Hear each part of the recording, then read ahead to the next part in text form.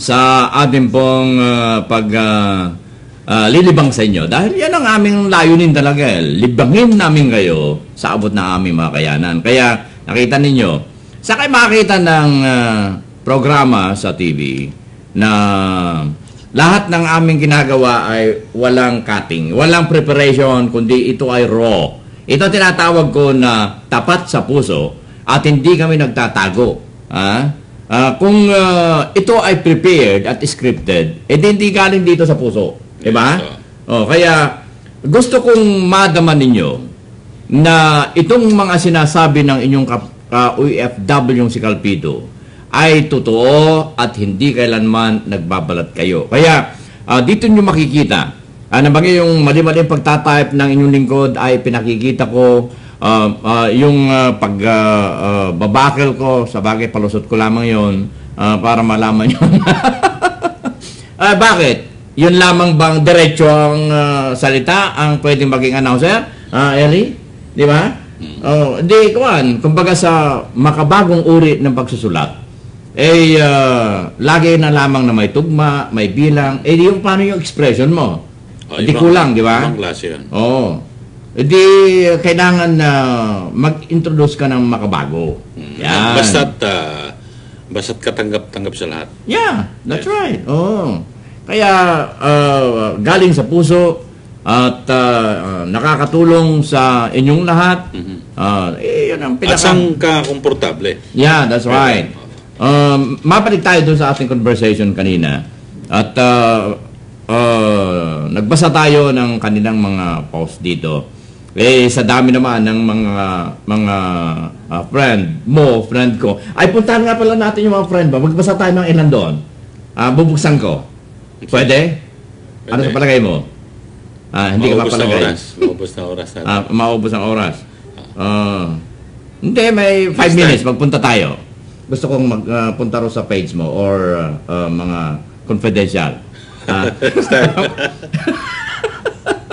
Okay. Hindi, ililink ko rin sila. Meron kaming sa Facebook sa DZXL. Sa DZXL na lang. No, marami doon. Meron din kaming radio program ng pang OFW which is anchored by Toots Ople and Attorney Gwen Pimentel, yung kapatid ni Senator Coco Pimentel, na tumutulong din sa mga OFW. So, pwede tayo magtulong-tulong tayo lahat tutulungan natin kung may problema at siguro kung kailangan nila na may mga dagdag na impormasyon, paano sa renewal ng mga passport, etc., yung mga dokumento, makakatulong tayo through Utusa.tv. Ang numero 1 siguro na una nilang tanong ay ito. Saan napunta kaya yung bayad namin sa OWA sa tuwing aalis ang isang OFW? Maaaring yun. Yung 25 billion. 25 pesos yata. 25 pesos. 25 pesos o 250 pesos. Tanong nila sa akin malimit, bakit kung ginawa yung pabrika, di na may trabaho sana yun. Napupunta sa OWA fund. May pondong OWA na napakalaki. Nasaan? Anong project kaya nila doon? Project? Oo. Masyado nagbayad na kayo tapos gusto siya mamalaman kung saan dapat mapunta. Kaya nga. Talagang gano'n. Marami pong magikeros natin. Pero masaklap, matagal na namin nilalabanan niya yung mga commentator sa Pilipinas. Bakit sa OWA, kapag miyembro ka, bayad ka ng bayad, di ba? Biglang hindi ka na naging member, hindi ka na umaalis Tapos hindi ka na qualify, hindi ka na pwede na maka-avail ng mga benepisyo. So, parang unfair.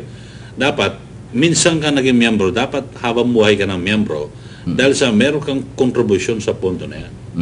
Pero ang sinasabi ng OWA, hindi, yan ang batas So, dapat ay baguhin ang batas. Sino tagagaw ng batas? Ang dalawang kapulungan ng Kongreso, yung ating mga kongresista at mga senador. Yun. Si Pacquiao, isa? Isa siya. Yun. Okay. Si Lito Lapid. Isa siya. Isa rin. Si Mr. Pichapay. Ayun. Alam mo ba yan? Kwenta yung Pichapay. Yan ang, pwede ba ibahagi mo dito sa atin? Pichapay. Hindi. Kaya nabansagan siyang Mr. Pichapay, si Senator Lito Lapid, dahil sa bumoto siya sa impeachment trial ni Chief Justice Renato Corona. At ginawa niya kasi 'di ba may mga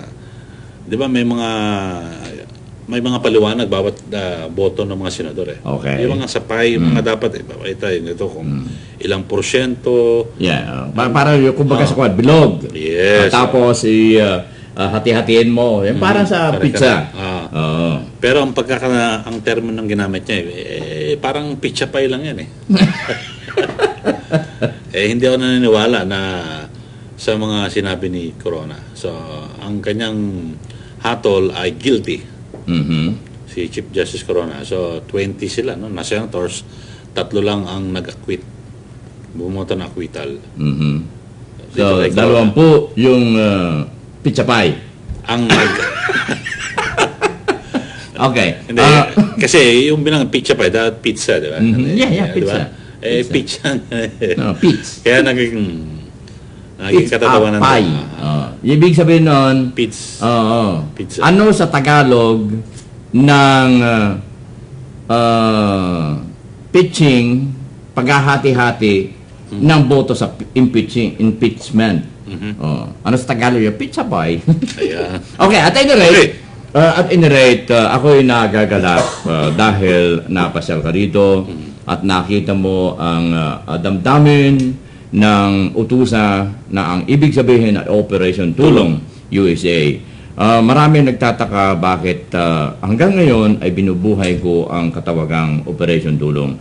Mga Kapilipino, dito sa DCRH Operation Tulong, nagsimula at doon ko nakita ang kahalagahan ng pagtutulungan natin mga Pilipino. At doon ko rin nadama na sadyang kailangan ng mga nangangailangan sa ating bansang Pilipinas. Kaya nung ako napunta sa Amerika, ay dinala ko ang katawagang Operation Tulong at ginawa kong shortcut, ginawang utusa, Operation Tulong USA.